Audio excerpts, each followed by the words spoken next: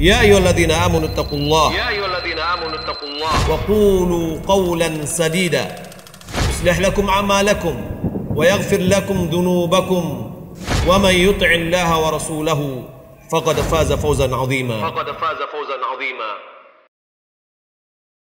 Sungguhnya nikmat teragung adalah nikmat Islam. Agama yang benar satu-satunya di alam semesta ini. Allah berfirman, "Inna ad-dina 'indallahil Islam." Sungguhnya satu-satunya agama yang diridhai oleh Allah hanyalah Islam. Wa may yabtaghi ghairal islami dinan fala yuqbala minhu wa huwa fil akhirati minal khasirin. Barang siapa yang mencari agama selain Islam, maka tidak akan diterima oleh Allah Subhanahu wa taala, dan di akhirat kelak dia termasuk orang-orang yang merugi. Nabi sallallahu alaihi wasallam bersabda, "La yasma'u bi ahadun min hadhil ummah yahudiyyun aw nasraniyyun thumma yamutu wa lam yu'min billadhi ursiltu bihi illa kana min ahlin nar." Tidak seorang pun dari umat ini yang mendengarkan tentang aku, kemudian baik Yahudi maupun Nasrani, kemudian dia meninggal dalam kondisi tidak beriman dengan apa yang aku bawa, kecuali dia penghuni neraka jahanam. Hadis sahih riwayat Al-Imam Muslim dalam sahihnya. Kita melihat miliaran manusia di atas muka bumi ini, masih banyak di antara mereka yang belum mendapat hidayah, tidak berada di atas Islam. Masih banyak di antara mereka yang ateis, tidak percaya terhadap Tuhan. Masih banyak di antara mereka yang menyembah makhluk, ada yang menyembah nabi, ada yang menyembah pohon, ada yang menyembah batu, ada yang menyembah hewan, ada yang menyembah matahari dengan berbagai macam sembahan-sembahan mereka. Ternyata Allah Subhanahu wa taala memilih kita untuk bisa menyembah Rabbul Alamin, Allah Subhanahu wa taala. Ini adalah nikmat yang luar biasa, nikmat yang harus kita syukuri. Sungguhnya hidayah adalah hak Allah Subhanahu wa taala. Allah beri hidayah kepada siapa yang Allah kehendaki, dan Allah menahannya dari siapa yang Allah kehendaki. Wa may yuridillah ayyahdiyahu yashrah sadrahu lil Islam. Barang siapa yang Allah ingin beri hidayah, Allah akan mudahkan hatinya untuk menerima Islam. Wa man yurid an yudhillahu yaj'al sadrahu dayiqan harajan ka'annama yas'adu fis sama'. Barang siapa yang Allah inginkan kesesatan baginya, maka Allah bikin dadanya sempit, sulit untuk menerima Islam. May yahdihillah fala mudhillalah. Barang siapa yang diberi petunjuk oleh Allah, maka tidak ada yang bisa menyesatkannya. Wa may yudlil fala hadiyalah. Dan barang siapa yang disesatkan oleh Allah Subhanahu wa taala, maka tidak ada yang bisa memberi petunjuk kepadanya. Hidayah diperoleh bukan karena kecerdasan. Kalau kecerdasan berbanding lurus dengan hidayah, maka sungguh orang-orang cerdas, orang-orang Eropa, orang-orang Jepang yang sangat cerdas-cerdas luar biasa, tentunya mereka lebih utama untuk dapat hidayah. Tapi sebagian mereka memiliki IQ yang sangat tinggi, kecerdasan yang sangat luar biasa, tetapi mereka menyembah matahari, mereka menyembah nabi, mereka menyembah batu, mereka menyembah berhala. Dan barang siapa yang diberi hidayah oleh Allah, tidak ada yang bisa menyesatkannya. Dan sebaliknya, barang siapa ditetapkan kesesatan baginya, tidak ada yang bisa beri hidayah baginya. Meskipun jalan-jalan hidayah sudah terbuka, kalau dia tidak diberi hidayah oleh Allah, dia tidak akan bisa memeluk Islam. Lihatlah orang-orang munafik. Mereka tinggal bersama Nabi SAW. Mereka mengerti bahasa Arab. Mereka paham isi Al-Quran. Mereka solat di belakang Nabi SAW. Mereka terkadang ikut berjihad bersama Nabi SAW. Mereka melihat mukjizat-mukjizat Nabi SAW. Mereka selalu menghadiri wejangan-wejangan dan kajian-kajian Rasulullah SAW. Namun mereka tidak beriman.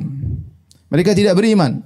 Lihatlah orang-orang Yahudi yang tahu benar tentang kebenaran Nabi sallallahu alaihi wasallam. Ya'rifunahu kama ya'rifuna abna'ahum. Mereka tahu benar tentang Rasulullah sallallahu alaihi wasallam sebagaimana mereka mengetahui tentang anak-anak mereka.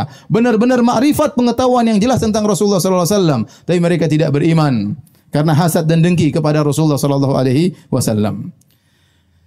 Lihatlah Nabi Ibrahim alaihissalam mendakwahi ayahnya dengan penuh santun dan penuh bijak. Ayah yang sangat dia cintai tersebut ternyata tidak bisa beriman kepada Allah Subhanahu wa taala. Lihatlah Nabi Nuh alaihissalam yang berdakwah bahkan 950 tahun. Dengan sabar siang dan malam dia berdakwah dengan berbagai metode dan cara, tetapi istrinya ternyata tidak beriman, ternyata anaknya meninggal dalam kondisi kafir. Lihatlah Nabi Lut alaihissalam, ternyata istrinya tidak beriman kepada Allah Subhanahu wa taala. Lihatlah Nabi Muhammad sallallahu alaihi wasallam yang berdakwah dengan penuh lemah lembut kepada kerabatnya, kepada pamannya. Ternyata Abu Lahab, paman Nabi sallallahu alaihi wasallam, meninggal dalam kondisi kafir. Ternyata Abu Talib yang sangat dicintai oleh Nabi sallallahu alaihi wasallam, yang selalu membela Nabi sallallahu alaihi wasallam, ternyata meninggal dalam kondisi musyrik. Sampai Nabi sallallahu alaihi wasallam bersedih tatkala pamannya tersebut meninggal dalam kondisi musyrik, dan Nabi sallallahu alaihi wasallam bersabda, la astaghfiranna anka malam unha ank, la astaghfiranna laka malam unha ank.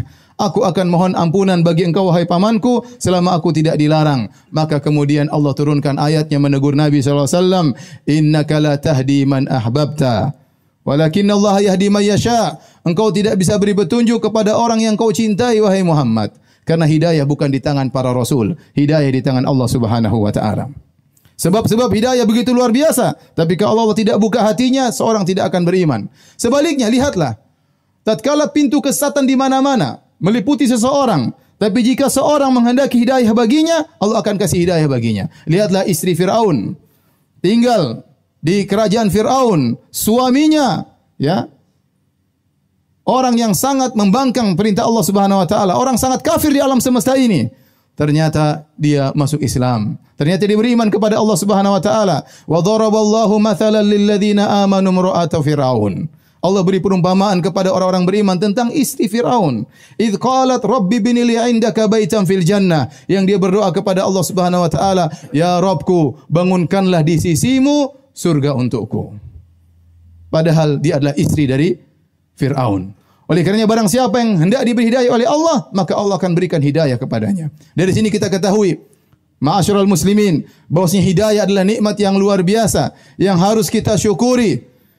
Benar-benar murni dari Allah Subhanahu wa taala. Nabi sallallahu alaihi wasallam bersabda tatkala menggali parit di perang Khandaq, kata Nabi sallallahu alaihi wasallam, "Wallahi laula Allah mahtadaina wala tasaddaqna wala sallaina."